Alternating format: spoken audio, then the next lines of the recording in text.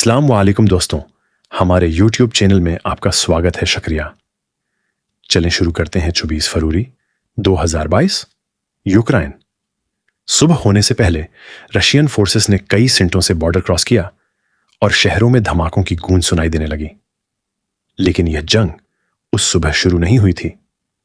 8 साल पहले रशिया ने क्रिमिया को अपने कब्जे में ले लिया था, जबकि यूक्रेन के मशरिकी डनबास इलाके में लड़ाई शुरू हो चुकी थी। फिर 2022 में यह कॉन्फ्लिक्ट यूरोप की कई दहाइयों की सबसे बड़ी जंग में बदल गया। रशियन फोर्सेस कीव, खरकिव और जनूब की तरफ बढ़ीं। उन्हें जल्दी फतह की उम्मीद थी। यूक्रेन ने मुकाबला किया और जंग का रुख बदल गया। कीव बच गया।